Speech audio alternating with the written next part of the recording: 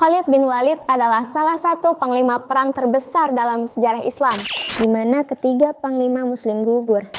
Nabi berkata, "Aku tahu bahwa engkau memiliki kecerdasan." Assalamualaikum warahmatullahi wabarakatuh. Teman-teman, kalian tahu nggak sih kisah tentang panglima terbesar dalam sejarah Islam, yaitu Khalid bin Walid? Khalid bin Walid adalah salah satu panglima perang terbesar dalam sejarah Islam.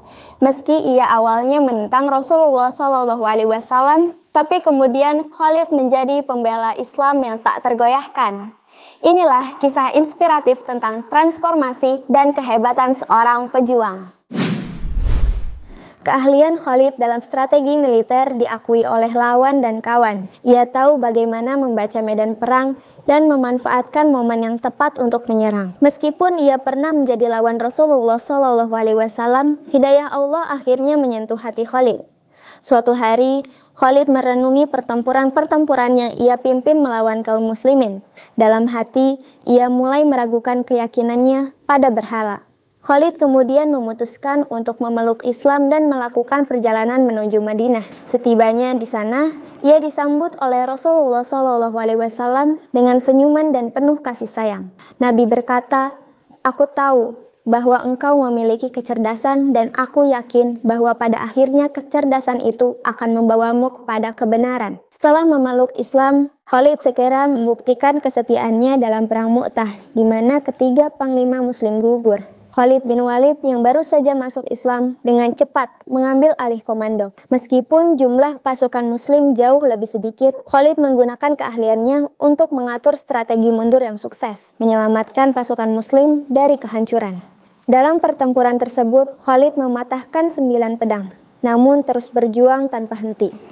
Rasulullah SAW kemudian memberikan julukan yang abadi untuknya, pedang Allah yang terhunus.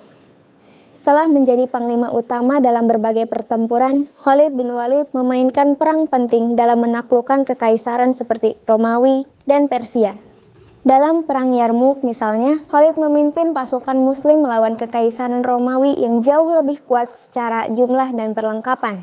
Kemenangan gemilang yang diperoleh menunjukkan kejeniusannya sebagai seorang jenderal. Khalid mampu memanfaatkan taktik, disiplin, dan semangat yang kuat dari pasukan Muslim untuk melawan lawan-lawan yang besar, menaklukkan wilayah luas, dan menyebarkan Islam ke banyak tempat.